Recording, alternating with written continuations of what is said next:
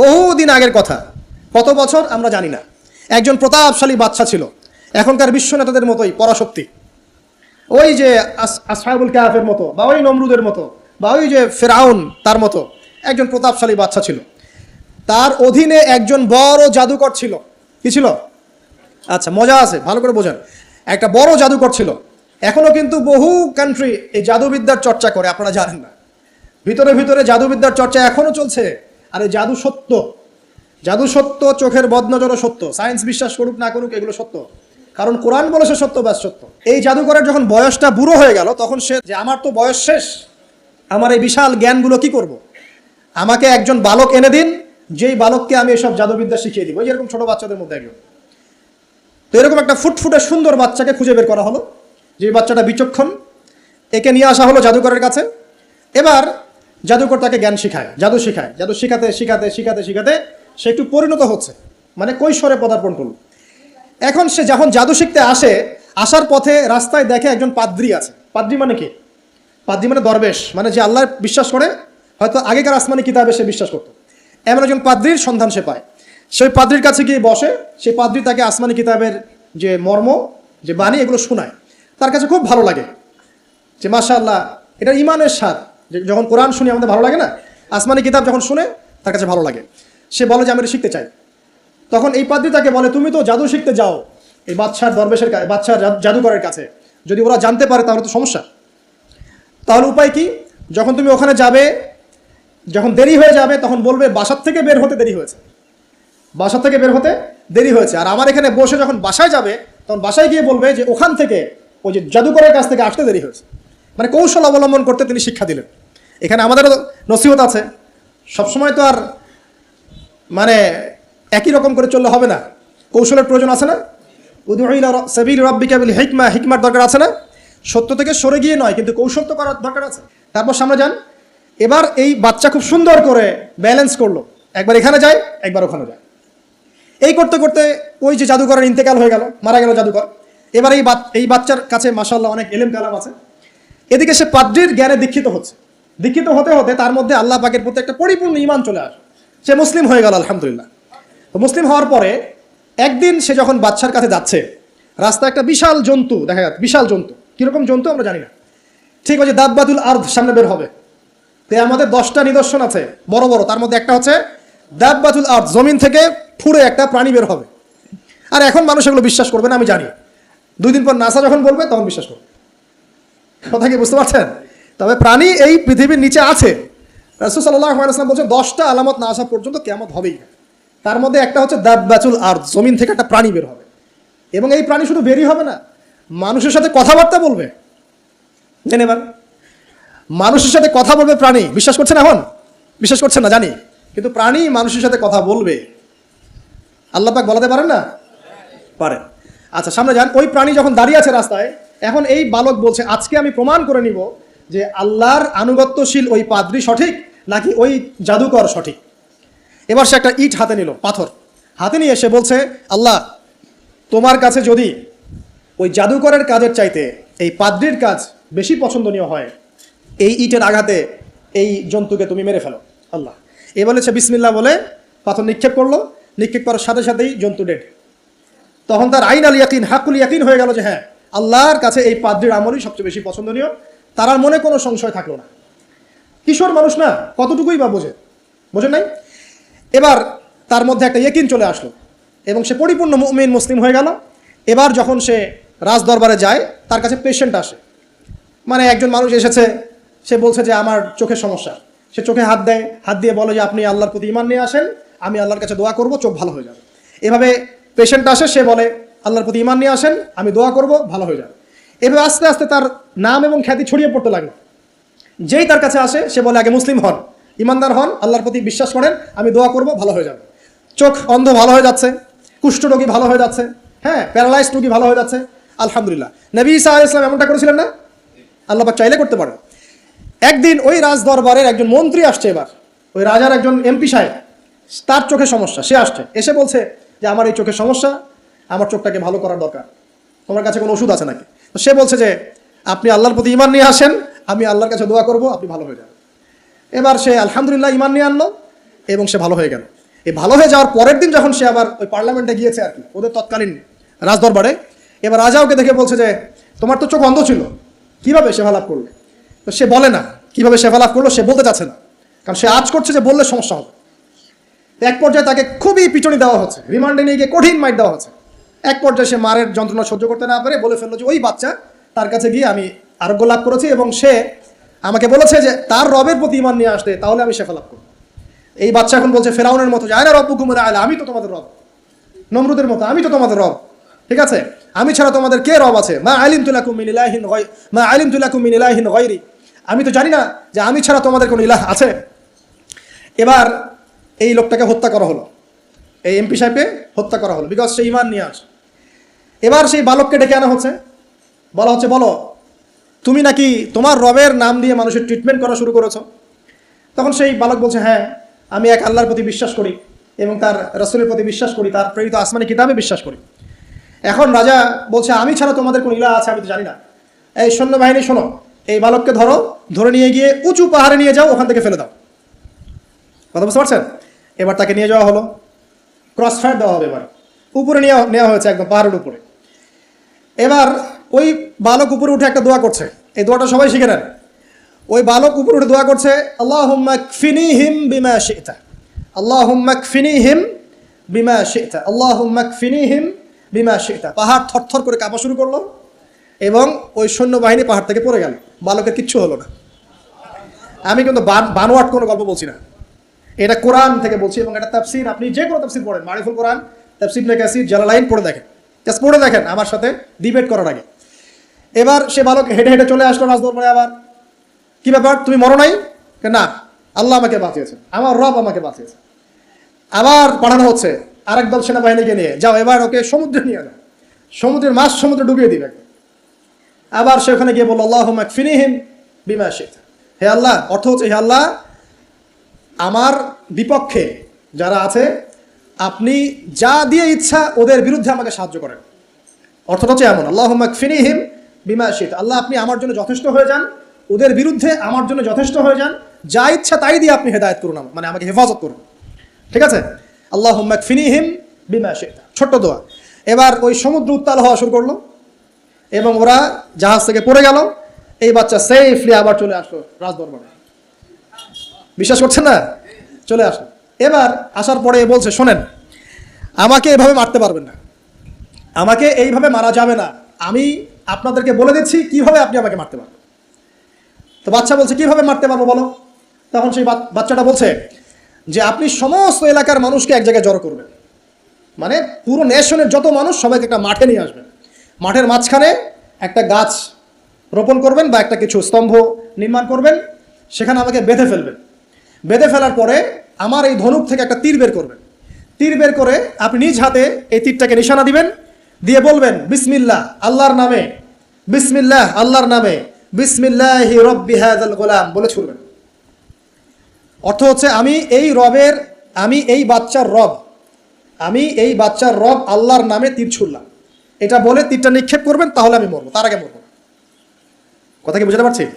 এবার তাই করা হলো, সমস্ত এলাকার মানুষকে এখানে জড়ো করা হলো। কথাটা ভালো করে বোঝেন, সমস্ত এলাকার মানুষ মানে কি? ওই এলাকার সব মানুষ, মানে মুমিন কাফের যে আছে সবগুলাকে একত্রিত করা হলো। করার পরে বাচ্চাটাকে এভাবে একটা জায়গায় বেঁধে দেওয়া হয়েছে, খেজুর গাছে, তাফসীরে এসেছে খেজুর গাছে। এবার সে এখান থেকে তীর বের করে বাচ্চা বলছে বিসমিল্লাহি রব্বি হাযাল গোলাম, নিক্ষেপ করলো। তীরটা ঠিক আল্লাহ পাকের দৃষ্টি দেখেন এত সূক্ষ্ম, ওইটাই বর্ণনা করেছেন। তীরটা ঠিক বাচ্চার এই জায়গায় লেগেছে, এই যে মাথার এখান থেকে লেগে এদিকে বের হয়ে গেছে।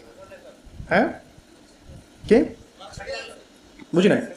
ছেলেটা, বাচ্চা, ওই বাচ্চা ছেলেটার এই যে কপালের এই পার থেকে এই পার পর্যন্ত তীর চলে গেল এবং বাচ্চাটা শহীদ হয়ে গেল আলহামদুলিল্লাহ। এবং এই বাচ্চাটা যখন মারা গেল বা শহীদ হয়ে গেল, আর সারা এলাকার মানুষ কি দেখলো যে বাচ্চা তাকে দুইবার চেষ্টা করে মারতে পারে নাই, কিন্তু তার রবের নাম যখন নেওয়া হয়েছে, আল্লাহর নাম নেওয়া হয়েছে, মারতে পেরেছে। দেন পুরো এলাকার সমস্ত মানুষ মুসলিম হয়ে গেল আলহামদুলিল্লাহ। একজন বাচ্চার জীবনের বিনিময়ে সমস্ত এলাকার মানুষ ইসলামের হেদায়েত পেয়ে গেল আলহামদুলিল্লাহ। এবার বাচ্চার মাথা তো আরো খারাপ, একটাকেই সামলাতে পারছিলাম না, এবার তো সমস্ত এলাকার মানুষ মুসলিম হয়ে গেছে। এখন কি করবেন? এখন সেনাবাহিনীকে আদেশ করা হয়েছে সমস্ত মানুষগুলোকে জড়ো করো, জড়ো করে একটা গর্ত খোঁড়ো, একটা গর্ত খুঁড়ে সেখানে আগুন জ্বালাও, আগুন জ্বালিয়ে সমস্ত মানুষকে ফেলে দাও। দৃশ্যটাকে কল্পনা করতে পারছেন? একটা পুরো এলাকার মানুষকে একটা মাঠের মধ্যে একত্রিত করে সেখানে আগুন জ্বালিয়ে সবাইকে সেখানে ফেলে দেওয়া হলো, এবং তারা চতুর্দিক থেকে এটাকে অবলোকন করতে লাগলো, মজা উপভোগ করতে লাগলো। এটাই আল্লাহ পাক বলছেন, কুতিলা আসহাবুল উখদুদ ইয হুম আলাইহা কুউদ ওয়া হুম আলা মা ইয়াফআলুনা বিল মুমিনিনা শুহুদ। শেষ পর্যায়ে তাফসীরে এসেছে, শেষ পর্যায়ে একজন মায়ের কোলে একটা ছোট্ট বাচ্চা ছিল। তো সেই মা নিজে লাভ দিবে এটাতে তার কোনো সমস্যা নেই, কিন্তু বাচ্চাটাকে নিয়ে লাভ দেওয়ার জন্য সে ইতস্তত বোধ করছে। তখন আল্লাহ রাব্বুল আলামিন সেই ছোট্ট বাচ্চাটার কোলে, সেই ছোট্ট বাচ্চাটার জবানের মধ্যে আল্লাহর কুদরত নিদর্শন নাজিল করলেন। ওই বাচ্চাটা কথা বলা শুরু করলো। সেই বাচ্চাটা বলল, লা তাখাফি ইয়া উম্মা, এটা শব্দটা এমন এসেছে, ইয়া উম্মা, হে আমার মা, লা তাখাফি, তুমি ভয় করো না, ফাইন্নাকি আলাল হক, কারণ আপনি সত্যের উপর আছেন, লাভ দিন। যারাই সে অগ্নিকুণ্ডে সেদিন লাভ দিয়েছে তারাই জান্নাতের স্বাদ পেয়েছে, আলহামদুলিল্লাহ। এই হলো আসহাবুল উখদুদের ঘটনা, যেটা আল্লাহ রাব্বুল আলামিন সূরা বুরুজের মধ্যে বলেছেন। এখানে একটাই শিক্ষণীয় বিষয়, ঈমান এর শক্তি।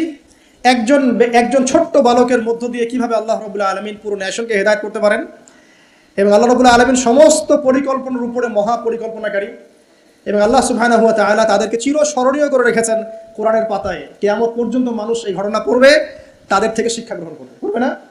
তো আল্লাহ রাব্বুল আলামিন সবচেয়ে বেশি স্মার্ট না আমরা সবচেয়ে বেশি স্মার্ট? এরপরে আল্লাহ রাব্বুল আলামিন বলছেন যে তারা ঈমান আনা ছাড়া অন্য কোনো অপরাধ করে নাই। এই মুমিন যারা ছিল, আগুনে লাফ দিয়েছে, এদের কি কোনো অপরাধ ছিল? এদের কোনো অপরাধ ছিল? কি অপরাধ ছিল? তারা শুধুমাত্র কি ছিল? মুমিন ছিল। ঈমান আনার ফলে তাদের এই পরিণতি হয়েছে, তাদেরকে অগ্নিকুণ্ডে লাফ দিতে তারা বাধ্য হয়েছে। যারা দিয়েছে তারা কি জান্নাতি না জাহান্নামী? জান্নাতি। ওই যে বালক যে একা দৃষ্টান্ত স্থাপন করে গেল এবং পুরো নেশনকে হেদায়েত দিয়ে গেল, এই বালক সফল না ব্যর্থ? আল্লাহ রাব্বুল আলামিন যদি চান তাহলে এরকম একজন দুইজন মানুষকে দিয়েও পুরো নেশনকে হেদায়েত করাতে পারেন, এবং যেটা হয়ে গেছে আগে সেটা এই যুগেও সম্ভব। সম্ভব না?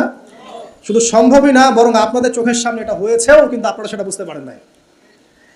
আপনাদের চোখের সামনে যুগের পর যুগ এমন ঘটনা ঘটেছেও, কিন্তু আপনারা হয়তো বুঝতে পারেন নাই, ধরতে পারেন নাই। আল্লাহ রাব্বুল আলামিন এমন মানুষদেরকে দিয়ে পুরো নেশনকে হেদায়েত করেন। কিছু মানুষকে আল্লাহ পাক পরীক্ষায় ফেলেন, তাদের মধ্য দিয়ে আল্লাহ পুরো নেশনকে হেদায়েত করতে পারেন, আলহামদুলিল্লাহ। তো আল্লাহ পাক এখানে বুরুজ বিশিষ্ট আসমানের কসম করে বলছেন, ওয়াল ইয়াউমিল মাউউদ, এবং আমি আরো কসম করছি প্রতিশ্রুত দিনের। ইয়াউম মানে দিন, মাউউদ মানে হচ্ছে যেই দিনটার ওয়াদা করা হয়েছে, মানে প্রতিশ্রুত দিন। এটা কোন দিন? কিয়ামতের দিন। শুকরিয়া। ওয়াল ইয়াউমিল মাউউদ মানে হচ্ছে কিয়ামতের দিনের কসম। আর কিয়ামতের দিনটা কি? একটা বাক্য উত্তর হচ্ছে ইয়াউমা লা তামলিকু নাফসুন লিনাফসিন শাইআ। কিয়ামতের দিন এমন একটা দিন যেই দিন কোনো নফস, মানে কোনো সত্তা অন্য কোনো সত্তার যাররা পরিমাণ উপকার করতে পারবে না। ইয়াউমা লা তামলিকু নাফসুন লিনাফসিন শাইআ ওয়াল আমরু ইয়াউমা ইযিল লিল্লাহ, যেদিন সমস্ত কিছুর দায়িত্ব, আমর, কর্তৃত্ব শুধুমাত্র আল্লাহ পাকের হাতে থাকবে। এই হলো কিয়ামতের দিন। এখানে কোনো পলিটিক্যাল সম্পর্ক চলবে না, কোনো বংশের সম্পর্ক চলবে না, রক্ত, বর্ণ, জাতীয়তাবাদ চলবে না। চলবে কি? ঈমান এবং আমল। ঈমান এবং আমল, এর উপরে আল্লাহ পাক যাকে রহম করবেন সেই জান্নাতে যেতে পারবে। মানুষ তার আমলের বদৌলতেও জান্নাতে যাবে না। মানুষ তার আমলের বদৌলতে কখনো জান্নাতে যাবে না যদি না আল্লাহ পাক তাকে রহম করেন। একজন আবেদ ব্যক্তির ঘটনা আছে, এগুলো সহিহ হাদিসের মধ্যেই আছে। 500 বছর আল্লাহ পাকের ইবাদত করেছিল। কত বছর? 500 বছর। তাকে যখন বলা হচ্ছে যে তুমি আল্লাহর রহমতে জান্নাতে যাও, সে বলে বসেছিল যে, বা বলে বসবে কিয়ামতের মাঠে, যে আমার আমলের বদৌলতে। তখন আল্লাহ রাব্বুল আলামিন তাকে ডেকে বলবেন যে তোমার সব আমলগুলোকে এক পাল্লায় রাখা হবে, আর আমি তোমাকে যে নিয়ামতগুলো দিয়েছিলাম সেগুলো এখন আরেক পাল্লায় রাখা হবে। দেখা যাবে দুই চোখের যে নিয়ামত, আল্লাহ পাকের দুইটা চোখের যে নিয়ামত যা আল্লাহ মানুষকে দিয়েছেন, ওই 500 বছর ইবাদতের নেকি তার চেয়ে বেশি হয়ে যাবে। মানে দুই চোখের নিয়ামতের চাইতে 500 বছরের ইবাদত কম হয়ে যাবে। তাহলে এই হলো আল্লাহ পাকের রহমতের একটা আমি নমুনা দিলাম, যে আল্লাহ পাকের রহমত ছাড়া কেউ জান্নাতে যেতে পারবে না। ওয়াল ইয়াউমিল মাউউদ মানে কিয়ামতের দিন, সেই দিন যেদিন কোনো নফসের উপকার করতে পারবে না, পৃথিবীর কোনো সম্পর্ক সেখানে টিকবে না। সূরা আবাসার মধ্যে আল্লাহ পাক বলছেন, ইয়াউমা ইয়াফিরুল মারউ মিন আখি, যেদিন ভাই থেকে পালিয়ে যাবে, ওয়া উম্মিহি ওয়া আবি, মানুষ তার বাবা এবং মা থেকে পালিয়ে যাবে, ওয়া সাহিবাতিহি ওয়া বানি, তার স্ত্রী, পুত্র, সন্তান, এগুলো থেকে মানুষ পালিয়ে যাবে।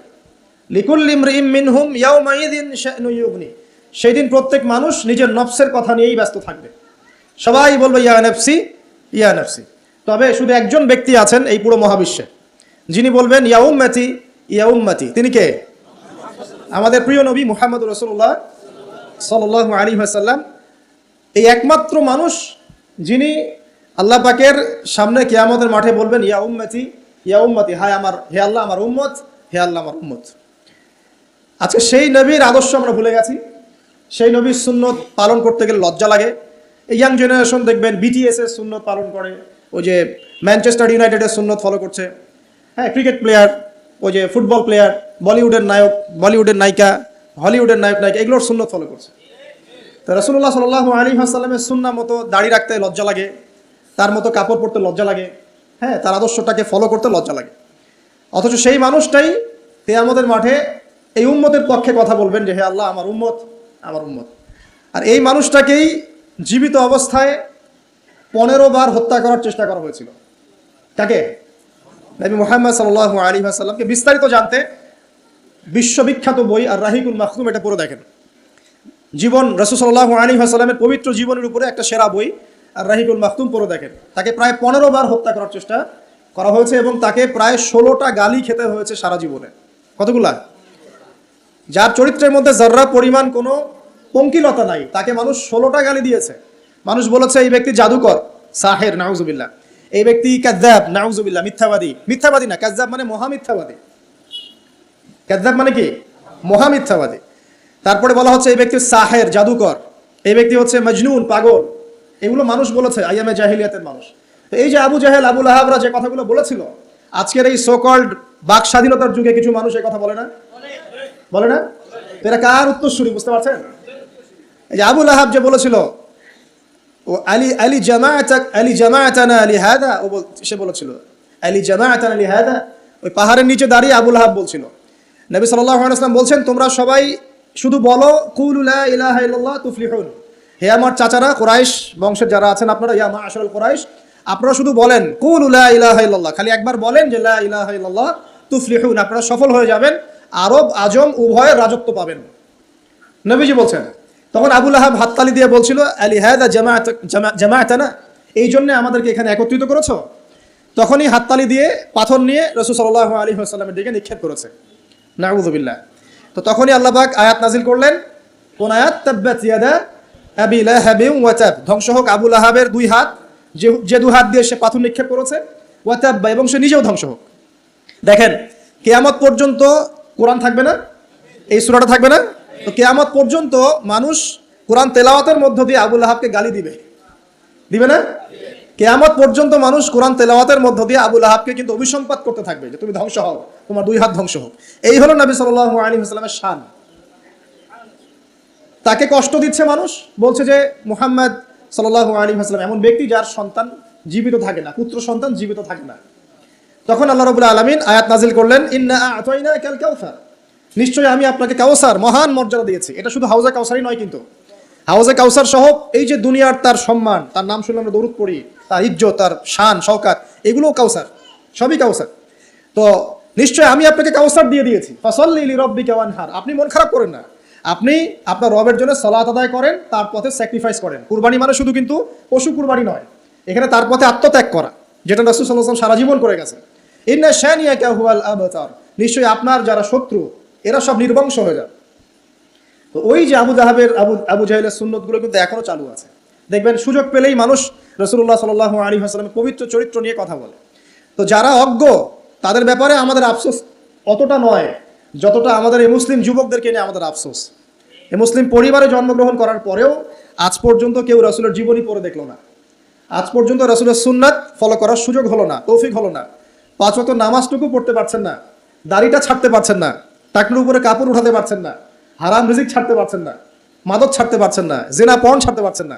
অথচ আপনি রাসূলুল্লাহ সাল্লাল্লাহু আলাইহি ওয়াসাল্লামের উম্মত। আপনার জন্যই আমার জন্যই নবী সাল্লাল্লাহু আলাইহি ওয়াসাল্লাম কালকে আমাদের মাঠে সুপারিশ করবে ইনশাআল্লাহ তাআলা। তো সুপারিশ পেতে হলে তো যোগ্য হতে হবে নাকি? একটা সুপারিশ পেতে হলে তো যোগ্য হতে হবে। যোগ্যতা কি? এক বাক্যে উত্তর হচ্ছে আপনার 24 ঘন্টাকে আপনি নবী সাল্লাল্লাহু আলাইহি ওয়াসাল্লামের সুন্নাহ দিয়ে ঢেলে সাজাবেন। একদম উঠবেন, বসবেন, খাবেন, চলবেন, ফিরবেন, কথা বলবেন, নামাজ পড়বেন, যত কাজ আছে সব হবে কার তরিকায়? রাসূল সাল্লাল্লাহু আলাইহি ওয়াসাল্লামের তরিকায়। যদি এটা শিখতে না পারেন, ওই যে আল্লাহর রাস্তায় সময় দিচ্ছে ভাইরা, 3 দিন 7 দিন 40 দিন চলে যান, দেখবেন 40 দিনের মধ্যে আপনাকে সুন্নত শিখা বাসায় পাঠিয়ে দিবে ইনশাআল্লাহ। এমন কোনো জামাত নাই যেটা 100% পরিশুদ্ধ আছে। তো ওই বিতর্কিত বিষয়গুলো ছাড়েন, বিতর্কিত বিষয়গুলো আপাতত ছেড়ে দেন। সুন্নতটা তো শিখাবে আপনাকে তো নামাজটা শিখাবে, জামাতে নামাজের পাবন্দি শিখাবে, হাদিস চর্চা শিখাবে, তালিম করা শিখাবে, দাওয়াত দেওয়া শিখাবে। এইটুক শিখে চলে আসে। কমপক্ষে আপনি আপনার ব্যক্তি জীবনটাতে রাসূলের সুন্নাহটা প্রতিষ্ঠা করেন। সারা দুনিয়ার মানুষ সুদ খায় খাক, অর্থনৈতিক জীবনে গিয়ে আমি সুদ খাবো না। প্রয়োজনে কৃষিকাজ করে খাবো, মাছ চাষ করে খাবো, গরু ছাগল প্রতিপালন করব, তারপরেও সুদ খাবো না। আমি ব্যবসা করতে গিয়েছি, ওখানেও নবীর সুন্নত লাগবে, আমি মাপে কম দিতে পারবো না। সারা দুনিয়ার মানুষ দেয়, দেখ, সারা দুনিয়ার মানুষ মজুদ করে করুক, আমি করব না। সারা দুনিয়ার ব্যবসায়ীরা কালোবাজারি করে করুক, আমি করব না। একজন মুসলিম যুবকের চরিত্র হবে আমার। চাকরি করতে গিয়েছেন, চাকরি করা অবস্থায় যদি দেখেন যে হ্যাঁ আপনি নীতি নৈতিকতা বজায় রেখে করতে পারছেন, আলহামদুলিল্লাহ। যদি দেখেন এখানে আপনি ইসলামে টিকতে পারছেন না, রিজাইন দিয়ে চলে আসেন, এসে নিজস্ব প্রজেক্ট তৈরি করেন। এমন অনেক মানুষকে আমরা চিনি যারা বড় বড় চাকরি ছেড়ে দিয়ে, হারাম চাকরি ছেড়ে দিয়ে কৃষিকাজ করেছে, করে আল্লাহ পাক তাদেরকে এখন স্বাবলম্বী করেছে। রিজিক কার হাতে ভাই? আল্লাহর হাতে। আর কোরআনে কিন্তু বেশি থেকে বেশি কৃষিভিত্তিক অর্থনীতির কথাই বলা হচ্ছে। দেখবেন, কোরআন পড়ে দেখবেন, বেশি থেকে বেশি কৃষিভিত্তিক অর্থনীতির কথাই বলা হচ্ছে এবং ব্যবসার কথা বলা হচ্ছে। এর মানে এই না আপনি চাকরি করতে পারবেন না, পারবেন যদি আপনি চাকরি করা অবস্থায় কোরআন সুন্নাহ ফলো করতে পারেন, আলহামদুলিল্লাহ। যদি না পারেন, প্রতিবন্ধকতা থাকে, একেবারেই পারছেন না, দেয়ালে পিঠ থেকে যাচ্ছে, ছেড়ে দেন। পরকালটাকে ইহকালের জন্য নষ্ট করেন না। আল্লাহ পাক বোঝার তৌফিক দান করুন। এবার সমাজ চালাবেন, এখানেও রাসূলের সুন্নাহ প্রয়োজন আছে। মন গড়া সুন্নত দিয়ে সমাজ সংস্কার হবে না, রাসূলের সুন্নত দিয়েই সমাজ সংস্কার হবে ইনশাআল্লাহ তাআলা। দাওয়াতি কাজ করব, সেখানেও রাসূলের সুন্নত লাগবে। মন গড়া স্টাইলে দাওয়াতি কাজ করা যাবে না। যেটা বলবো, যেটা করব, যেটা মানুষের জন্য কল্যাণকর মনে করবো, এটা রাসূলের পক্ষ থেকে দলিল থাকতে হবে। আল্লাহ পাক আমাদেরকে বোঝার তৌফিক দান করুন, আমিন। এবং এখানে শৈথিল্যতা প্রদর্শন করা যাবে না দাওয়াতের ক্ষেত্রে। গোল আলু মার্কা সব তরকারিতেই চলে, এমন চললে হবে না। আবার খুব চরমপন্থী, মানে পান থেকে চুন খসলেই একজনকে খারেজি ফতোয়া দিয়ে একদম ভিতরে ঢুকাই দিচ্ছে, এইসব চলবে না। মধ্যমপন্থী তরিকা লাগবে। ওয়াকাযালিকা জাআলনাকুম উম্মাতান ওয়াসাতা, আল্লাহ পাক বলছেন এভাবেই আমি তোমাদেরকে মধ্যমপন্থী উম্মত করেছি। মধ্যমপন্থী উম্মত, যারা শৈথিল্যতা প্রদর্শন করবে না, আবার চরমপন্থীও হবে না। চরমপন্থায় কি কোনো লাভ হয়? চরমপন্থায় কি ইসলামের উল্টা ক্ষতি হচ্ছে? আবার শৈথিল্যতাবাদী ওই আকীদায় চলে গেলে সমস্যা। তখন দেখা যাবে হারাম হালাল সব গোলায় ফেলছেন, আর একটা গোলালু মার্কা কনসেপ্ট নিয়ে কবরে যাওয়া লাগতেছে। আল্লাহ পাক বোঝার তৌফিক দান করুন, আমিন। তো এক কথায় প্রিয় ভাইয়েরা, ওই কিয়ামতের মাঠে রাসূলুল্লাহ সাল্লাল্লাহু আলাইহি ওয়াসাল্লামই একমাত্র সত্তা যিনি পুরো উম্মার জন্য সুপারিশ করবেন ইনশাআল্লাহ তাআলা। তো সেই সুপারিশ পাওয়ার যোগ্য হতে হলে আমাদের চলনে বলনে, কথায় কাজে, ব্যবসা অর্থনীতি সব ক্ষেত্রে রাসূলের সুন্নাহকে সর্বোচ্চ অগ্রাধিকার দিতে হবে। অনেক আদর্শের কথা আমরা বলি, সবচেয়ে সেরা আদর্শ মুহাম্মদ সাল্লাল্লাহু আলাইহি ওয়াসাল্লাম। তার আদর্শের উপরে কোনো আদর্শ নাই।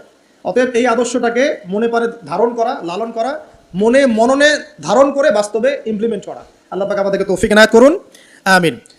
তো প্রিয় ভাইরা, কিয়ামতের মাঠ সম্পর্কে অনেক ভয়াবহ চিত্র আছে, আজকে আমি সেটা বলার সুযোগ পাচ্ছি না। এতটুকু বলবো যে এটা হচ্ছে ন্যায় বিচারের মাঠ। এখানে যাররা পরিমাণ বান্দার হক নষ্ট করে পার পাওয়া যাবে না।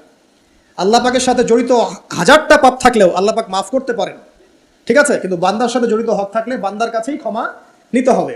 আর একটা পাপ নিয়ে কবরে যাওয়া যাবে না, একটা পাপ। সেটা কি? সেটা হলো শিরকের পাপ। শিরকের পাপ নিয়ে কবরে যাওয়া যাবে না। বেঁচে থাকতেই শিরকের সাথে সম্পৃক্ত যত আকীদা আমল আছে তওবা করতে হবে, ছাড়তে হবে। আল্লাহ রাব্বুল আলামিন আমাদেরকে শিরক এবং কুফর থেকে হেফাজত করুন, আমিন। আল্লাহ পাকের পরের আয়াতে বলছেন ওয়া শাহিদি ওয়া মাশহুদ। একটা চমৎকার ঘটনা আসবে সামনে ইনশাআল্লাহ, মনোযোগ ধরে রাখেন। আল্লাহ বলছেন ওয়া শাহিদি ওয়া মাশহুদ, আমি আল্লাহ কসম করছি শাহেদের এবং মাশহুদের। শাহেদ কি? তাফসীরের কিতাবে এসেছে শাহেদ মানে হচ্ছে জুমার দিন। কোন দিন? জুমার দিন। এই যে দেখেন, জুমার দিনে মুসলিমদের একটা কাজ কমন, সেটা হলো গোশতের দোকানে দাঁড়িয়ে গরুর গোশত কেনা।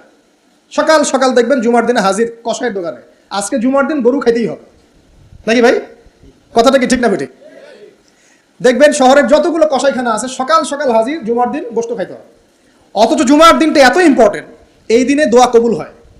যে কোনো দোয়া আল্লাহর কাছে চাবেন কবুল হবে। এই দিনে সূরা কাহাফ পড়তে হয়, এই দিনে তাড়াতাড়ি মসজিদে আসতে হয়, গোসল করে সুগন্ধি মেখে সুন্দর কাপড় পরে ইমামের কাছাকাছি এসে বসতে হয়। তাহলে প্রত্যেক কদমে 1 বছরের রোজা, 1 বছরের তাহাজ্জুদে নেকি হয়। তো জুমার দিন খুবই ইম্পর্টেন্ট। দেখবেন জুমার দিনে কি করে? গরুর গোশত খাবে, খাওয়াই লাগবে। মুরগি খাওয়া তো যাবেই না, সবজি খাওয়া যাবেই না, ঠিক আছে। তারপরে স্ত্রী সন্তান বউ বাচ্চাকে নিয়ে সকাল সকাল বেরোয় চলে গেলাম, সারা বিকেল ঘুরতেছি, রাত্রে ঘুরতেছি, সন্ধ্যায় ঘুরতেছি। মানে ওই দিনটা দেখবেন গান বাজনা, পার্টি, এই বিয়ের অনুষ্ঠান, এই জন্মদিন, এই ওরিয়েন্টেশন, এই অমুক তমুক সব জুমার দিনে। অথচ জুমার দিনটাকে আল্লাহ পাক দিয়েছেন ওয়া শাহিদ, সাক্ষ্যদাতা, মানে জুমার দিন আপনাকে সাক্ষী দিবে যে আপনি এই দিন কি করেছেন। জুমার দিনের কাজগুলো পড়ে নেবেন বই থেকে, আল্লাহ পাক তৌফিক দান করুন, আমিন। ওয়া মাশহুদ, এবং মাশহুদের কসম করছি। মাশহুদ কি? মাশহুদ মানে আরাফার দিন। কোন দিন? আরাফার। এটা কোন দিন? যুব সমাজকে জিজ্ঞাসা করেন, বলতে পারবে না আরাফার দিন কোন দিন। এখনকার তরুণ প্রজন্ম দেখেন আরাফার দিন কোন দিন বলতে পারবে না। জিজ্ঞাসা করেন পর্যায় সারণীতে ওই যে মৌলের নাম, হাইড্রোজেন থেকে একদম শেষ পর সব বলে দিবে, পারমাণবিক ভর, পারমাণবিক সংখ্যা সব বলে দিবে। ফিজিক্সের প্রশ্নগুলো জিজ্ঞাসা করেন সব বলে দিবে। ওই যে হায়ার ম্যাথ আছে, হায়ার ম্যাথের প্রশ্ন বলে দিবে। বায়োলজির যে কঠিন কঠিন বৈজ্ঞানিক নামগুলো আছে না, ব্যাঙের বৈজ্ঞানিক নাম, অমুকের তমুকের, মানুষ সব বলে দিবে। বলেন মাশহুদ কাকে বলে? ও শাহিদি ওয়া মাশহুদ, আয়াতটা শুনেছো কখনো? বলবে শুনি নাই। এই হলো অবস্থা, শিক্ষা সিস্টেমের এই হলো অবস্থা। কেউ কি বলেছে যে ডাক্তার হওয়া যাবে না, ইঞ্জিনিয়ার হওয়া যাবে না, বা জেনারেল লাইনে পড়া যাবে না? এমনটা কি কেউ বলেছে? কিন্তু কোরআন সুন্নাহর জ্ঞানকে বিসর্জন দিয়ে, ওই জ্ঞানটাকে বিসর্জন দিয়ে তোমাকে ডাক্তার হতে হবে? আমার তো মাঝে মাঝে মনে হয় যে এইসব সেকশনে এই সায়েন্টিফিক পড়াগুলোর পাশাপাশি মানবিক কিছু পড়াশোনা দেওয়া দরকার। আগে মানুষ বানানো দরকার, কিভাবে পেশেন্টদের সাথে ভালো ব্যবহার করতে হয় শেখানো দরকার, কিভাবে একজন অসুস্থ মানুষের সাথে ভালো বিহেভ করতে হয় শেখানো দরকার। খালি কিভাবে ইনজেকশন পুশ করতে হয় আর কিভাবে ওষুধ দিতে হয় এটুকু শেখানো যথেষ্ট না। একটা বিহেভিয়ার, মানবতা শেখানো দরকার। একটা ইঞ্জিনিয়ারকে শেখান যে চুরি করা হারাম, তাকে শেখান আগে, নাহলে বড় হয়ে অনেক বড় ইঞ্জিনিয়ার হতে পারে কিন্তু দেখবেন ভিতরে চুরি করছে। তো একটা মানবিক শিক্ষার দরকার আছে, হিউম্যান বিহেভিয়ার শেখানো দরকার। তো এই শিক্ষাগুলো কে দিবে? কোরআন দিবে, হাদিস দিবে, রাসূলের সুন্নাহ দিবে। তখন গিয়ে তো সে পরিপূর্ণ মানুষ হবে। আর যাদের মধ্যে এই দুইটা শিক্ষা একত্রিত হবে দেখবেন তারা সোনার মানুষ হবে ইনশাআল্লাহ। তো এই দুইটা শিক্ষা কি আমরা অর্জন করতে পারি না? কেউ কি বলেছে জেনারেল লাইনে পড়া বাদ দিয়ে দাও, বাদ দিয়ে একদম সবাই মৌলবী হয়ে যাও? সবাই যদি আলেম হয়ে যায় তাহলে ভাই সামরিক ক্ষেত্রে কে কাজ করবে, প্রশাসনে কে কাজ করবে, জনপ্রতিনিধি কে হবে, ইসলামিক ব্যাংকিং সেকশন কে চালাবে? ঠিক আছে না? সব সেকশনে মানুষের প্রয়োজন আছে না? তো সব সেকশনে মানুষের দরকার আছে, কিন্তু সেই মানুষগুলোর আত্মাটাকে কোরআন সুন্নাহর আধ্যাত্মিকত্ব দিয়ে ঢেলে সাজাতে হবে। আল্লাহ পাক তৌফিক এনায়েত করুন, আমিন। যদি অমুসলিম হয়, অমুসলিম হওয়ার পরেও যদি সে তার ধর্ম মেনে চলে দেখবেন সেও কিন্তু ভালো মানুষ হবে। আসলে যারা এই বিশ্বে ফাসাদ সৃষ্টি করে বেড়াচ্ছে এদের সাথে ধর্মের কোনো সম্পর্ক নাই। যারা এই বিশ্বে ফাসাদ সৃষ্টি করছে এদের সাথে আসলে ধর্মের কোনো সম্পর্ক নাই। সে যদি সত্যিকার অর্থেই তার ধর্ম পালন করতো তাহলে কিন্তু সে তার ধর্মের প্রতি অনুগত থাকতো। কোনো ধর্ম কি বলেছে বিনা বিচারে বা নিষ্পাপ মানুষকে হত্যা করো? কোনো ধর্ম, একটা রিলিজন আমাকে দেখান যে বলেছে মিথ্যা কথা বলো, হারাম খাও, সুদ খাও, বেপর্দায় চলো, নগ্ন হয়ে চলো? একটা ধর্ম বলেছে? তাহলে প্রত্যেকটা ধর্মের মূল কথাগুলো কিন্তু মোটামুটি একরকম। তো সবাই যদি সবার ধর্ম মেনে চলে কোনো সমস্যা?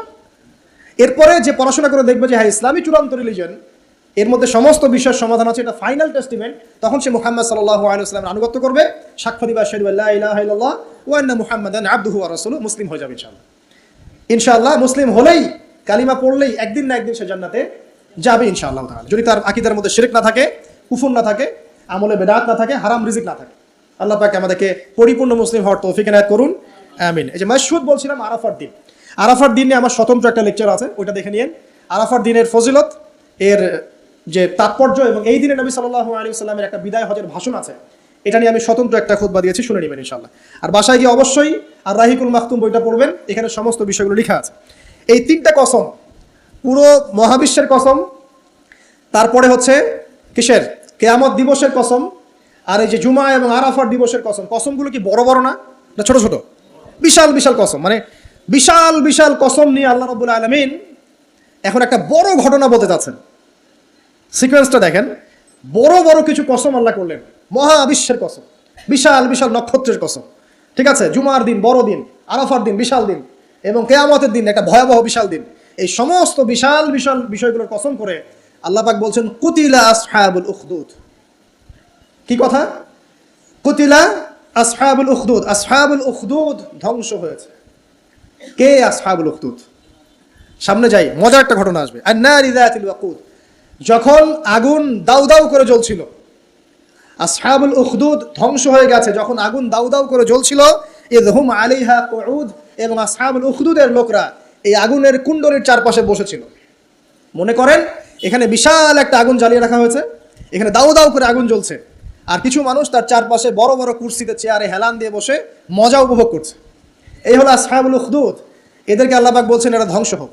কুতিলা আসহাবুল উখদুদ ওয়াহুম আলা মা ইয়াফআলুনা বিল মুমিনিনা শুহুদ। তারা বসে বসে কি করছিল? তারা বসে বসে দেখছিল যে মুমিন মুসলিমদের সাথে কি নির্যাতন করা হচ্ছে। মুমিন মুসলিমদের সাথে ওই আগুনের মধ্যে যা নির্যাতন করা হচ্ছিল, ওরা চারপাশে বসে বসে এটা অবলোকন করছিল, হাসছিল, মজা নিচ্ছিল। এই আসহাবুল উখদুদরা ধ্বংস হোক।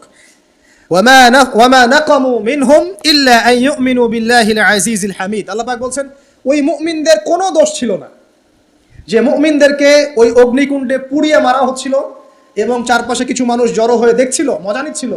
আসহাবুল উখদুদ ওই মুমিনদের কোনো দোষ ছিল না, শুধু একটা অপরাধ তাদের দৃষ্টিতে। কি সেটা? যে এই মুমিনরা এক আল্লাহর প্রতি ঈমান এনেছিল। এই মুমিন হওয়া ছাড়া তাদের কোনো দোষ ছিল না। কথা বুঝতে পারছেন? এবার চলে আসেন এখানে কিভাবে আসলাম। বহুদিন আগের কথা, কত বছর আমরা জানি না। একজন প্রতাপশালী বাদশা ছিল, এখনকার বিশ্ব নেতাদের মতোই পরাশক্তি। ওই যে আসহাবুল কাহাফের মতো, বা ওই নমরুদের মতো, বা ওই যে ফেরাউন তার মতো একজন প্রতাপশালী বাদশা ছিল। তার অধীনে একজন বড় জাদুকর ছিল। কি ছিল? আচ্ছা, মজা আছে, ভালো করে বোঝান। একটা বড় জাদুকর ছিল। এখনো কিন্তু বহু কান্ট্রি এই জাদুবিদ্যার চর্চা করে, আপনারা জানেন না। ভিতরে ভিতরে জাদুবিদ্যার চর্চা এখনো চলছে। আর এই জাদু সত্য, জাদু সত্য, চোখের বদনজরও সত্য। সায়েন্স বিশ্বাস করুক না করুক, এগুলো সত্য। কারণ কোরআন বলেছে সত্য, ব্যাস সত্য। জিন সত্য নাকি মিথ্যা? ফেরেশতা সত্য না মিথ্যা? কবরের আযাব সত্য না মিথ্যা? এগুলো তো চোখে দেখা যায় না, বিশ্বাস করলেন কিভাবে? এই চোখে দেখা যায় না বিষয় করেছেন বলেই তো আপনি মৌলবাদী। চোখে দেখা যায় না, অহেতুক বিশ্বাস করছেন, অতএব আপনি একজন মৌলবাদী মানুষ। বুঝতে পারছেন? তো এই বিষয়গুলো বিশ্বাস না করলে কি আপনি মুমিন হতে পারবেন? আচ্ছা, কবরের আযাব সত্য না মিথ্যা আমরা বিশ্বাস করেছি, তোমরা মরার পরে বিশ্বাস করো। আমরা মরার আগেই বিশ্বাস করেছি, তোমরা মরার পরে বিশ্বাস করো। তারপর তোমরা পাক্কা মৌলবাদী হয়ে যাবে। মরার পরে যখন কঠিন কবরের আযাব শুরু হবে, দেখবা যে আইন আল ইয়াকিন। ইয়াকিন কয়েক প্রকার হয়। একটা হচ্ছে আপনার আইন আল ইয়াকিন, হাক্কুল ইয়াকিন, এরকম কথা আছে কোরআনে। মানে আইন আল ইয়াকিন মানে চোখে দেখলাম এবার বিশ্বাস করলাম। রব্বানা আবসারনা ওয়া সামি'না ফারজি'না না'মাল সালিহান ইন্না মুকিনুন। আছে না সূরা আলিফ লাম মিম সিজদা? হাফেজে কোরআন যারা আছেন, আল্লাহর সামনে জাহান্নামীরা বলবে রব্বানা, হে আমাদের রব, আবসারনা, এই যে দেখলাম, তোমার আযাব দেখেছি আমরা, এখন পরকালের কথা। ওয়া সামি'না, এই যে শুনতে পাচ্ছি এখন আযাব। ফারজি'না, আমাদেরকে ফিরিয়ে দিন। কোথায় ফিরিয়ে দিবে? দুনিয়ায়। না'মাল সালিহান, আমরা সৎ কাজ করব। ইন্না মুকিনুন, আমাদের ইয়াকিন হয়ে গেছে এখন। তার মানে সবাই বিশ্বাস করবে একদিন না একদিন, তাই তো? ঈসা ইবনে মারইয়ামকে যে মানুষ বলছে ক্রুসিফাইড, তাকে ক্রুসিফাইড করা হয়েছে, তিনি মারা গেছেন, নাউজুবিল্লাহ, বলা হচ্ছে না? আচ্ছা, ঈসা ইবনে মারইয়াম যখন নেমে আসবেন সবাই বিশ্বাস করবে না? সূরা মাইদায় এই জন্যই বলা হচ্ছে যে ঈসা ইবনে মারইয়ামকে যখন পাঠানো হবে, একজন আহলে কিতাব বাকি থাকবে না যে তার প্রতি ঈমান নিয়ে আনবে না। এমন একজন মানুষ তখন খুঁজে পাওয়া যাবে না যে তার প্রতি ঈমান আনবে না আহলে কিতাবদের মধ্যে। ঈসা ইবনে মারইয়ামকে ক্রুসিফিকশন করা হয় নাই। ঈসা ইবনে মারইয়ামকে আল্লাহ রাব্বুল আলামিন তার কাছে উঠিয়ে নিয়েছেন। আর যে আল্লাহ পুরো মহাবিশ্ব চালাতে পারেন, সে একজন মানুষকে উঠাতেই পারেন। এটার এমন কি বিষয় যে আল্লাহ রাব্বুল আলামিন আপনার দেহের মধ্যে রূহ রেখে দিয়েছেন, তার হুকুমে বের হয়ে চলে যাবে। সে আল্লাহ রাব্বুল আলামিন রাসূল সাল্লাল্লাহু আলাইহি ওয়াসাল্লামকে মেরাজে উঠিয়েও নিতে পারেন। সিম্পল। শেষ করি, সূরাটার সামনে যাই। আল্লাহ রাব্বুল আলামিন এরপর যেটা বলেছেন যে ইন্নাল্লাযীনা, ওদের পরিণতি কি হবে যারা এই কাজটা করলো? ইন্নাল্লাযীনা ফাতানুল মুমিনিনা ওয়াল মুমিনাত সুম্মা লাম ইয়াতুবু ফালাহুম আযাবু জাহান্নাম। যারা মুমিনদের সাথে এমন নির্যাতন করলো, কি করলো? আগুনে পুড়িয়ে জীবন্ত মেরে ফেললো। যারা মুমিনদের সাথে এমন দৃষ্টান্ত স্থাপন করলো, নির্যাতন করলো, ফিতনায় ফেললো এবং তওবা করে ফিরেও আসলো না, আল্লাহ পাক বলছেন নিশ্চয়ই তাদের জন্য যন্ত্রণাদায়ক শাস্তি আছে জাহান্নামে। ওয়ালাহুম আযাবুল হারিক, এবং তাদের জন্য মর্মান্তিক শাস্তি অপেক্ষা করছে। তাদের জন্য যারা মুমিনদেরকে ফিতনায় ফেলেছে, কষ্ট দিয়েছে, নির্যাতন করেছে, নিপীড়ন করেছে। তারপর আল্লাহ পাক বলেন ইন্নাল্লাযীনা আমানু ওয়া আমিলুস সালিহাত লাহুম জান্নাতুন তাজরি মিন তাহতিহাল আনহার। আর যারা এই পরীক্ষায় উত্তীর্ণ হয়ে গেল, যাদেরকে আসহাবুল উখদুদরা ফেলে দিল গর্তে, যারা আগুনে লাফ দিল, অগ্নি পরীক্ষা দিল, আল্লাহ পাক বলছেন এরা সফল হয়েছে, এরা জান্নাতে যাবে যার তলদেশ দিয়ে নহর সমূহ প্রবাহিত হচ্ছে। আলহামদুলিল্লাহ, ওয়া যালিকাল ফাওজুল কাবীর। আর এটা হচ্ছে সবচেয়ে বড় সাফল্য। এটাই হচ্ছে সাফল্যের চূড়ান্ত সংজ্ঞা। দুনিয়াতে আপনি কতটুকু খাচ্ছেন, পড়ছেন, কতটুকু ব্যবসা বাণিজ্য করছেন, কতটুকু স্ট্যাটাসের মালিক, এটা বড় কথা নয়। আপনি দিন শেষে জান্নাতে যেতে পারবো কিনা, এটাই বড় কথা। যদি জান্নাতে যেতে পারি, ইনশাআল্লাহ তাআলা আমরা সফল। যদি জান্নাতে যেতে ব্যর্থ হই, আল্লাহ না করুক, তাহলে আমাদের চেয়ে ব্যর্থ এই মহাবিশ্বের কোনো সৃষ্টি নাই। আল্লাহ পাক বোঝার তৌফিক এনায়েত করুন, আমিন। আল্লাহ পাক এরপরে বলছেন ইন্না বাতশা রাব্বিকা লাশাদীদ। জেনে রাখো, যারা আল্লাহর বিরোধিতা করবে, তার নবী, তার আসমানি কিতাব এবং দ্বীনের বিরোধিতা করবে, তাদের জন্য আল্লাহর শাস্তি আছে। এই শাস্তিটা প্রচণ্ড কঠিন। ইন্না বাতশা রাব্বিকা লাশাদীদ, আল্লাহ পাকের শাস্তি প্রচণ্ড কঠিন। আমরা একটা কনসেপ্ট লালন করি মাথায়, আল্লাহ পাক গফুর রহিম, রহমানুর রহিম, ঠিক আছে তাই না? একই সাথে আল্লাহ পাক কিন্তু শাদীদুল ইকাব বটে। আল্লাহ পাক একই সাথে কিন্তু কঠোর শাস্তিদাতাও বটে। আল্লাহ এটা বলছেন ইন্না বাতশা রাব্বিকা লাশাদীদ। আল্লাহ পাক ছাড় দিচ্ছেন আমাদেরকে, ছেড়ে দিবেন না। কিন্তু তোমরা যারা এখন নামাজ পড়ছো না, সওম রাখছো না, হারাম কাজে লিপ্ত আছো, হারাম খাচ্ছ, এবং জেনায়, পর্নে, মাদকে লিপ্ত আছো, অহেতুক সময় নষ্ট করছো, দিনের কোনো ফিকির নাই, আল্লাহ পাক কিন্তু সবকিছু দেখছেন, আল্লাহ পাক কিন্তু সবকিছু শুনছেন, আল্লাহ রাব্বুল আলামিন সুযোগ দিচ্ছেন, সময় দিচ্ছেন। তাই বলে কিন্তু আল্লাহ পাক ছেড়ে দিবেন না কখনো। আল্লাহ রাব্বুল আলামিন কিন্তু পুঙ্খানুপুঙ্খ হিসাব নেবেন। এটাই বলছেন ইন্না বাতশা রাব্বিকা লাশাদীদ। আল্লাহ পাকের শাস্তি কিন্তু বড়ই কঠিন। আল্লাহ পাক আমাদের সবাইকে তার শাস্তি থেকে হেফাজত করুন, আমিন। একটা এক্সাম্পল দিচ্ছি খালি, জাস্ট। আবু তালেব নাম শুনেছেন? কে ছিল? রাসূল সাল্লাল্লাহু আলাইহি ওয়াসাল্লামের চাচা। দীর্ঘদিন, বছরের পর বছর তিনি নবী সাল্লাল্লাহু আলাইহি ওয়াসাল্লামকে সাপোর্ট করেছেন। যদিও তিনি মুসলিম হননি, কিন্তু সাপোর্ট করেছেন, ফাইন্যান্সিয়াল সাপোর্ট, সোশ্যাল সাপোর্ট, তাকে সাপোর্ট দিয়েছেন। কিন্তু শেষমেশ তিনি লা ইলাহা ইল্লাল্লাহ পড়তে পারেন নাই, মুমিন মুসলিম হননি। কিন্তু নবীকে এমনভাবে সাপোর্ট দিয়েছেন যেটা আরবের কেউ দেয়নি তাকে। তাহলে এই ব্যক্তি কি পাবে পরকালে? সাহাবীরা জিজ্ঞাসা করছেন, আপনার চাচার কি হবে পরকালে? রাসূলুল্লাহ সাল্লাল্লাহু আলাইহি ওয়াসাল্লাম বলছেন, আমার চাচা আমাকে অনেক অনেক খেদমত করেছে, উপকার করেছে দিনের জন্য, কিন্তু ঈমান নিয়ে আসে নাই। যদি সে ঈমান নিয়ে আসতো, আমি তার প্রতি সুপারিশ করতাম। তিনি চাচাকে বলেছিলেন না, খালি একবার বলেন লা ইলাহা ইল্লাল্লাহ, আমি আপনার জন্য আল্লাহর কাছে সুপারিশ করবো ইনশাআল্লাহ। তিনি ঈমান নিয়ে আনেননি। এই কারণে জাহান্নামের সবচেয়ে নিম্নতর শাস্তি তাকে দেওয়া হবে। সেটা কি? তাকে আগুনের এক জোড়া জুতা পরিয়ে দেওয়া হবে। আগুনের এক জোড়া জুতা। এই আগুনের এক জোড়া জুতাতেই নাউজুবিল্লাহ তার মাথার যে মগজ, এই মগজটা টকবক করে ফুটতে থাকবে। ইন্না বাতশা রাব্বিকা লাশাদীদ কিভাবে বুঝাবো? এটা হলো আবু তালেবের ব্যাপার। তাহলে যারা এখন প্রকাশ্যে ইসলামের এগেইনস্টে কথা বলছে, কাজ করছে, সুন্নতের খেলাফ কাজ করছে, আমরা নামাজ পড়ছি না, সুদ খাচ্ছি, ঘুষ খাচ্ছি, দুর্নীতি করছি, আমাদের কি হবে? জাস্ট নিজের ফিকির করেন, ডান বাম সব ভুলে যান, নিজের কবরের ফিকির করেন, জাস্ট নিজের কবরের ফিকির করেন যে আপনি আমি কবরে গেলে কি করবো, এই ফিকির করেন। দেখবেন নিজে ভালো হলে সব ভালো হয়ে যাবে ইনশাআল্লাহ। নিজে ভালো হবে না, কিছুই ভালো হবে না। আল্লাহ পাক আমাদের সবাইকে আল্লাহর আযাব থেকে বাঁচান, আমিন।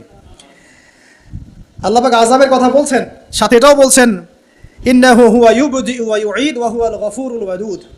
আল্লাহ পাক কঠিন শাস্তিদাতা বটে, তবে আল্লাহ রাব্বুল আলামিন সবকিছু সৃষ্টি করেছেন, আবার তার দিকেই সবকিছু ফিরে আসবে, এবং তিনি হচ্ছেন পরম প্রেমময় একজন সত্তা। কেউ যদি আল্লাহকে ভয় করে ইনস্ট্যান্ট তওবা করে ফিরে আসে, তার জীবনে যত গুনাহ থাক আল্লাহ পাক মাফ করে দিবেন। আপনি যদি সারা জীবন শিরিক করে থাকেন, যেটা মহাপাপ, জুলমান আজিম, এখনই যদি তওবা করে ফিরে আসেন, আপনার সমস্ত পাপ তো আল্লাহ পাক মাফ করে দিবেনই, আপনার গুনাহগুলোকে নেকি দিয়ে পরিবর্তন করে দিবেন সারা। তো আল্লাহ পাক প্রেমময়, ওয়াদুদ একজন সত্তা। তো আমরা আল্লাহ পাকের দয়া যদি চাই, আল্লাহ পাকের প্রেম ভালোবাসা চাই, তাহলে আল্লাহর মারিফত লাগবে না, আল্লাহকে চিনতে হবে না, আল্লাহর আনুগত্য লাগবে না, তার রাসূলের আনুগত্য লাগবে না, কোরআন সুন্নাহ ফলো করতে হবে না। এগুলো করার পর ইনশাআল্লাহ আমরা আল্লাহ পাকের রহমত পাবো ইনশাআল্লাহ, আমরা আশাবাদী। আল্লাহ পাক আমাদেরকে তার রহমত দিয়ে ঘিরে রাখুন, আমিন। ওয়া হুয়াল গফুরুল ওয়াদুদ যুল আরশিল মাজিদ। আল্লাহ পাক বলেন তিনি মহান আরশের অধিপতি। আরশ সম্পর্কে একদিন বলেছি আমি যে এই কুরসিটাই মহাবিশ্বকে ঘিরে রাখছে।